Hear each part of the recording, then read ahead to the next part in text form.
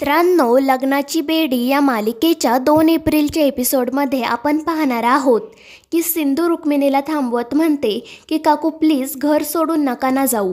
त्यावर रुक्मिणी म्हणते, तू कोण मला थांबवणारी आणि कुठल्या हक्काने थांबवणार? तू सुद्धा हे घर सोडून जाण्याची धमकी दिलीच होती ना. त्यावर सिंधू म्हणते, ते होय, ते तुम्ही प्रसाद घ्यावा म्हणून मी बोलले होते. मी कुठे खरंच घर सोडून जाणार होते. आणि त्यामुळे रुक्मिणी अजूनच चिडते. तर सिंधू हसून म्हणते, म्हणजे तुम्हीसुद्धा माझ्यासारखी घर सोडून जाण्याची फक्त धमकी देताय ना.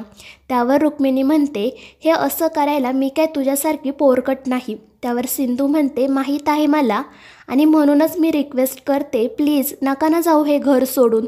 तुम्ही या घरच्या मोठ्या आहात आणि जर तुम्ही माझ्यामुळे घर सोडून गेलात तर मला खूप वाईट वाटेल. मात्र रुक्मिणी म्हणते, तू कोण मला सांगणारी, आणि मी तुझ्या सांगण्यावरून तर या घरात मुळीच थांबणार नाही. आणि ती बॅग घेऊन जाण्यासाठीही निघते. त्यावर सिंधू म्हणते, ठीक आहे, तुम्ही या घरच्या मोठ्या आहात आणि तुम्ही जर ठरवलंच आहे की हे घर सोडून जायचं तर मी कोण तुम्हाला थांबवणारी. ठीक आहे, जा तुम्ही. मात्र त्यावर रत्नाकर चिडून म्हणतो, जा काय जा, कळतं का तुला काही? आणि तो रुक्मिणीला म्हणतो की वहिनी, तुमची या घराला गरज आहे. त्यावर सिंधू म्हणते, बाबा आम्हालाही गरज आहे काकूंची, पण जर त्यांनी ठरवलंच असेल घर सोडून जायचं तर त्यांच्या मनाविरुद्ध कोणीही काही करू शकत नाही. आणि त्यानंतर ती रजनीला म्हणते की आत्या तुमची मजा आहे आता. तुम्हाला काकूंच्या रूममधील हा बेड खूप आवडतो ना, मग आता काकू हे घर सोडून गेल्या की हा बेड तुमचा. आणि ते ऐकून रजनी खूपच खुश होते. तर रुक्मिणी काकू खूप घाबरते आणि बेडवरच बसते. तर सिंधू म्हणते, आणि ही रेश्मा, तिला तर तुमची अख्खी रूमच खूप आवडते. एकदा का तुम्ही इथून गेलात तर रेश्मा इकडे शिफ्ट होईल. आणि त्यावर रेश्माही हो म्हणते. त्यामुळे काकू अजूनच घाबरते. त्यानंतर सिंधू म्हणते, आता या रूममध्ये खूपच फर्निचर आहे, पण माईंच्या रूममध्ये फारच कमी फर्निचर आहे. तुम्ही एकदा का इथून गेलात की या रूममधील फर्निचर माईंच्या रूममध्ये शिफ्ट करता येईल. आणि सिंधूचं हे बोलणं ऐकून घरातील इतर सर्वजण हसत असतात. तर रुक्मिणी मात्र खरोखरच घाबरून जाते आणि म्हणते, तुमच्या सर्वांचा माझ्या खोलीवर, माझ्या वस्तूंवर डोळा आहे ना. तुम्ही वाटच बघताय ना मी कधी हे घर सोडून जाते त्याची. त्यावर सिंधू म्हणते, पण तुम्ही घर सोडून जाणारच आहात ना, मग तुम्ही गेल्यानंतर या खोलीमधील सामान कोणीही घेतलं तरी तुम्हाला काय फरक पडतो? त्यावर रुक्मिणी म्हणते, फरक पडतो. या खोलीमधील प्रत्येक वस्तू मी माझ्या आवडीची घेतली आहे आणि या खोलीमध्ये तुम्ही कोणीही पाऊल टाकायचं नाही. या खोलीमध्ये फक्त मी राहणार. त्यावर सिंधू म्हणते, मग राहा ना. तर रुक्मिणी म्हणते, राहणारच आहे. आणि त्यावर सिंधू हसतच म्हणते, मस्त, चलो इस बात पर सेल्फी हो जाए. आणि ती ऋषभकडून मोबाईल घेत काकूंसोबत सेल्फी काढून हसतच बाहेर निघूनही जाते. त्यामुळे सर्वजण खूपच खुश होतात. रजनी तर सिंधूला मिठीच मारते. राघवही म्हणतो की खरंच खूप छान सिच्युएशन हँडल केलीस तू, वेल डन. तर रजनी म्हणते, राघव तुझी बायको खरंच खूप हुशार आहे. त्यानंतर ते सर्वजण राघव आणि सिंधूला डान्स करण्याचा आग्रह करतात. अगोदर ते दोघे नाही म्हणतात. मात्र रजनी, ऋषभ आणि राजश्री खूपच आग्रह करून त्यांना स्टेजवरच घेऊन जातात. त्यानंतर राघव आणि सिंधू छान डान्स करतात. मात्र त्यामुळे मधू खूपच नाराज होते. तिला तिचा आणि राघवचा डान्स आठवतो. राघवलाही तिच्याकडे पाहून खूप वाईट वाटते आणि त्यानंतर मात्र मधू तेथून चिडून निघून जाते.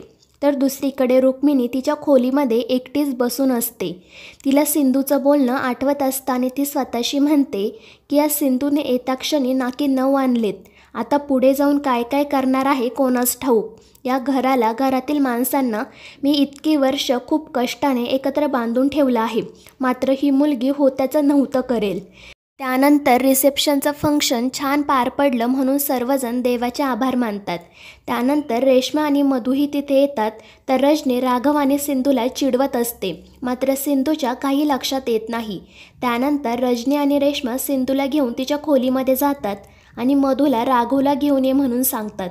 त्यामुळे मधूला अजूनच वाईट वाटतं. त्यानंतर ते सर्वजण राघव आणि सिंधूच्या खोलीमध्ये येतात. तेथील सजावट पाहून राघव रेश्माला म्हणतो की हे सगळं करायची काय गरज होती, पण रजनी त्याला म्हणते की हे सगळं करणं आवश्यक होतं. मात्र राघव म्हणतो, प्लीज थांबवा हे सगळं. मात्र रजनी आणि रेश्मा त्यांना चिडवतच तेथून निघून जातात. तर मधूही त्यांना म्हणते की माझ्याकडून तुम्हाला तुमच्या नवीन आयुष्यासाठी शुभेच्छा. त्यावर राघव म्हणतो, सगळं माहीत असूनही तू असं का बोलतेस? तू इथे थांबू शकतेस. मात्र त्यावर मधू म्हणते, पण कोणत्या नात्याने थांबू मी इथे? त्यावर राघव म्हणतो, माझ्या बेस्ट फ्रेंडच्या नात्याने तू इथेच थांब. मात्र सिंधू म्हणते, नाही, मधू तुमची बेस्ट फ्रेंड आहे, मात्र माझी नाही. आणि आपलं लग्न जरी एक डील असलं तरी माझ्या काही गोष्टी तुम्हाला ऐकाव्या लागतील.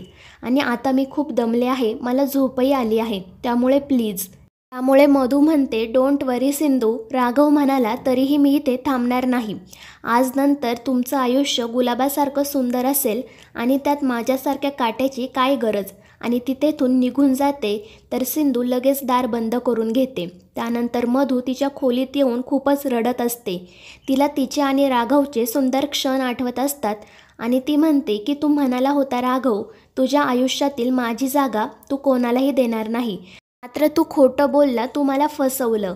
तर दुसरीकडे सिंधू राघवला म्हणते की तुम्ही बेडवर झोपा, मी सोफ्यावर झोपेल. मात्र राघव तिला सांगतो की त्याची काही गरज नाही, आपण दोघेही बेडवर झोपू. आणि माझ्या लक्षात आहे हे लग्न फक्त एक डील आहे आणि मला माझी मर्यादाही माहीत आहे, डोंट वरी. त्यामुळे सिंधूही ठीक आहे असं म्हणते. त्यानंतर ते दोघेही गप्पा मारत बसतात. सिंधूने आज रुक्मिणी काकूला ज्या पद्धतीने समजावलं त्यामुळे राघवला सिंधूचं खूप कौतुक वाटत असतं. त्यानंतर ते दोघेजण आप्पांबद्दलही बोलतात आणि त्यामुळे सिंधूच्या डोळ्यात पाणी येतं.